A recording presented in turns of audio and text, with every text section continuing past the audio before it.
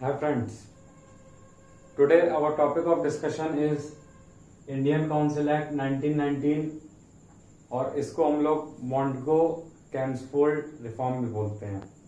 मॉन्टगो कैम्सफोल्ड इसलिए बोलते हैं क्योंकि एसओएस यानी कि सेक्रेटरी ऑफ स्टेट थे मॉन्टगो और the then viceroy was Lord Chelmsford, इसलिए इसका नाम मॉन्टगो कैम्सफोल्ड रिफॉर्म बना। अब इसके 1919 के बैकड्रॉप में देखते हैं कि ऐसा क्या हुआ। इसको हम लोग बहुत ही संविधान का बहुत अहम भूमिका है 1935 के एक्ट्स की। तो इसमें हम लोग ध्यान देते हैं 1917 में अगस्त डिक्लेरेशन आया, किसकी अध्यक्षता में? मॉन्टगो एसओएस, ठीक, सेक्रेटरी ऑफ स्टेट। इसमें एक शब्द का यूज हुआ था रिस्पॉन्सिबल गवर्नमेंट। रिस्पॉन्सिबल गवर्नमेंट का मतलब यह हुआ कि जो इलेक्टेड रिप्रेजेंटेटिव हैं they should be responsible to the ruler. Ruler कौन था उस टाइम पे? Crown, okay, his majesty. तो इसमें अगर हमको देखिए यहां पे क्लू पॉइंट एक ये है कि अगर हमको ये शब्द याद रहेगा रिस्पॉन्सिबल गवर्नमेंट, तो आप ये यकीन मानिए कि काफी सारी चीजें आपके इन लाइन होती चली जाएंगी। चलिए हम लोग नंबर 1 पॉइंट को देखते हैं। और दोस्तों इस वीडियो की मैं, या रादर अपने सारे वीडियोस की मैं एक बहुत खास बात बता दूं कि हमारा एम यहाँ पे बहुत ज्यादा टाइम इन्वेस्ट करना नहीं होता। हमारा यहाँ पे आपको टू द पॉइंट कंटेंट देना होता है ताकि आपका समय बचे और हमारा भी समय बचे। तो स्टूडेंट्स हम लोग पॉइंट नंबर 1 से चालू कर रहे हैं। Introduction of separate subject for centre and provincial level. ठीक है, जैसे आज सेंटर लेवल पे गवर्नमेंट होती है, प्रोविंशियल लेवल पे गवर्नमेंट होती है, तब के लिए सेपरेट सब्जेक्ट्स आ गए थे। सेपरेट सब्जेक्ट का मतलब ये है कि जैसे डिफेंस, कम्युनिकेशन ये सेंटर डील करेगा और बाकी जो लोकल सब्जेक्ट्स हैं वो प्रोविंशियल लेवल डील करेगा। यही हाल आज भी है। अब जैसे रक्षा नीति है, ठीक है, तो वो सेंटर ही देखेगा, ठीक है। फॉरेन पॉलिसीज है वो सेंटर देखेगा। अब छत्तीसगढ़ की गवर्नमेंट थोड़ी देखने लगेगी फॉरेन पॉलिसीज क्या हो रही हैं, वो तो सेंटर देखेगा, ठीक है। क्यों? क्योंकि उससे पूरी टेरिटरीज अफेक्ट होंगी। In provincial legislature transferred and reserve subject, जो प्रांतीय लेजिस्लेचर था उसमें 2 सब्जेक्ट्स था। उन 2 सब्जेक्ट्स का नाम था ट्रांसफर्ड और दूसरा रिजर्व। अब देखिए ट्रांसफर्ड सब्जेक्ट्स कौन से थे, इसको थोड़ा सा समझ लीजिए। वे सब्जेक्ट जो मिनिस्टर और गवर्नर्स के पास रहेंगे, ठीक है, वाइसरॉय नहीं, गवर्नर सिंध प्रांत का अलग होगा, बॉम्बे प्रांत का अलग होगा, मैड्रास प्रांत का अलग होगा, नॉर्थ वेस्ट फ्रंटियर प्रोविंस का अलग होगा, ठीक है। तो ट्रांसफर्ड सब्जेक्ट किसको किसको मिलेंगे? मिनिस्टर, मंत्रियों को और गवर्नर को। और जो ट्रांसफर्ड सब्जेक्ट होंगे, जो मिनिस्टर होगा वो लेजिस्लेटिव काउंसिल के लिए रिस्पॉन्सिबल होगा, यानी कि उत्तरदायी होगा कि अगर आपने एक्स चीज कर रहे हैं और वो एक्स चीज गड़बड़ हो गई तो आपको उसको आंसर देना पड़ेगा, ठीक। अब ये रिजर्व सब्जेक्ट, वेरी इंटरेस्टिंग। अब ये रिजर्व सब्जेक्ट सोलिली किसके पास थे? गवर्नर के पास थे, गवर्नर और उसकी एग्जीक्यूटिव काउंसिल। और इसका एक नोटेबल पॉइंट ये था कि ये लोग लेजिस्लेटिव काउंसिल के लिए रिस्पॉन्सिबल नहीं होंगे। आई रिपीट, ट्रांसफर्ड सब्जेक्ट वाले लेजिस्लेटिव काउंसिल के लिए रिस्पॉन्सिबल होंगे और रिजर्व सब्जेक्ट वाले लेजिस्लेटिव काउंसिल के लिए रिस्पॉन्सिबल नहीं होंगे। नेक्स्ट पॉइंट, यानी कि जो वाइसरॉय की एग्जीक्यूटिव काउंसिल थी, अब वाइसरॉय मैं शब्द यूज कर रहा हूं, वाइसरॉय की जो एग्जीक्यूटिव काउंसिल थी उसमें से 3 मेंबर्स इंडियन होंगे। देखिए ये सारी बातें इन लाइन रिस्पॉन्सिबल गवर्नमेंट के जा रही हैं। अब देखिए introduction of Indians, introduction of Indians हो रहा है। ठीक है, हम कहां पे चल रहे हैं, 1919 की टाइमलाइन पे चल रहे हैं। ठीक है, और 1947 की तरफ बढ़ रहे हैं, तो चीजें में सुधार आ रहा है। Introduction of dyarchy and bicameralism.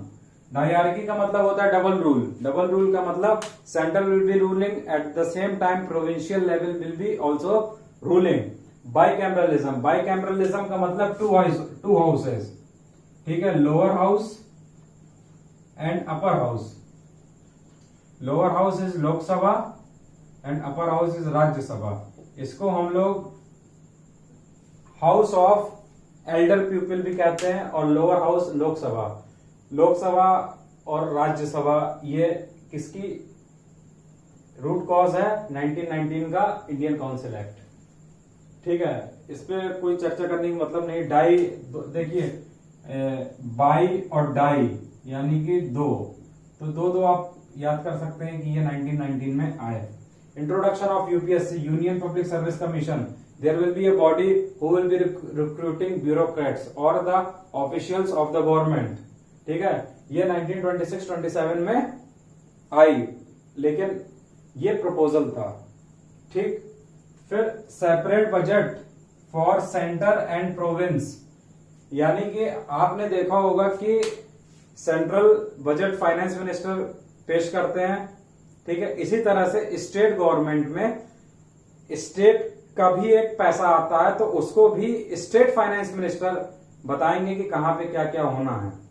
तो कहने का मतलब ये है कि सेंटर का बजट अलग होता है और आपका स्टेट का बजट अलग होता है। जैसे स्वच्छ भारत मिशन में कुछ परसेंट सब्सिडी सेंटर देती है और कुछ परसेंट सब्सिडी स्टेट देती है। तो अगर स्टेट दे रही है, इसका मतलब स्टेट के पास पैसा होगा। तो इन्होंने क्या किया, separate budget for centre and province. फिर है franchise based on tax, property और education. So we can say that in point number 7 it was limited franchise. Limited franchise का मतलब कि वोट देने का अधिकार, I repeat, franchise mean vote देने का अधिकार लिमिटेड था। वो किसको किसको था, जिनके पास शिक्षा हो। आप पीएचडी होल्डर हैं, अंदर आ जाइए, वोट दे दीजिए। आप गवार हैं, आप मत दीजिए वोट। तो ये सारी चीजें भेदभाव था। ठीक है, they were not respecting person as an individual. ठीक है, आपके पास प्रॉपर्टी, आप बड़े जमींदार हैं, आ जाइए वोट दे दीजिए। ठीक है, आप टैक्स पे करते हैं, अंदर आ जाइए वोट दे दीजिए। लेकिन फिलहाल क्या है कि if you are 18 above you are eligible for vote. So limited franchise ये इंपॉर्टेंट है। क्यों? क्योंकि यहां पे एक तरह से डेमोक्रेसी की बात हो रही है इनडायरेक्टली, क्योंकि डेमोक्रेसी का मूल जो फ्रेमवर्क होता है वो वोट पे आधार होता है। ठीक है, एक्सटेंडेड कम्युनल रिप्रेजेंटेशन, ये देखिए एक्सटेंडेड कम्युनल रिप्रेजेंटेशन किसको किसको एक्सटेंड किया, सिख को किया और इंडियन क्रिश्चियन, यानी कि जितनी माइनॉरिटीज थी, जितनी का मतलब एससी एसटी नहीं थे, सिख एंड इंडियन क्रिश्चियन, इनको उन्होंने कम्युनल रिप्रेजेंटेशन किया। कम्युनल रिप्रेजेंटेशन का मतलब सेपरेट इलेक्टोरेट। सेपरेट इलेक्टोरेट का मतलब Christian will be voting for Christian representative and Sikh will be voting for Sikh representative. For example 5 Sikh खड़े हो गए, ठीक है, 5 सिख खड़े हो गए किसी एक चुनाव के लिए। ठीक है, तो सिख मेंबर विल डिसाइड, ना कि कोई हिंदू मेंबर या कोई मुस्लिम मेंबर या कोई बुद्धिस्ट या पारसी, वो डिसाइड नहीं करेंगे, केवल सिख मेंबर ही डिसाइड करेंगे कि उनका नेता कौन होगा। तो point number 9, new office for high commissioner in London for of India. इसका मतलब ये हुआ कि जो एसओएस था, सेक्रेटरी ऑफ स्टेट, उसके कुछ powers new office for high commissioner, ये जो हाई कमिश्नर जो ऑफिस लंदन में बनाया गया, थोड़े से पावर्स उसको दे दिए गए, किसके, एसओएस, सेक्रेटरी ऑफ स्टेट के। फिर ये जबरदस्त पॉइंट नंबर 10, इन्होंने एक बात और कही इंडियन काउंसिल एक्ट 1919 में कि 10 साल बाद हम एक स्टैट्यूटरी कमीशन बनाएंगे जो रिपोर्ट देगी कि ये सारे जो पॉइंट्स हैं ये कितने हद तक इम्प्लीमेंट हुए हैं इन द रियल ग्राउंड। आप तो बहुत अच्छी अच्छी चीजें बता सकते हैं, पेपर में बहुत अच्छी भी लगेगी, पर is that really applicable on the ground, actual ground?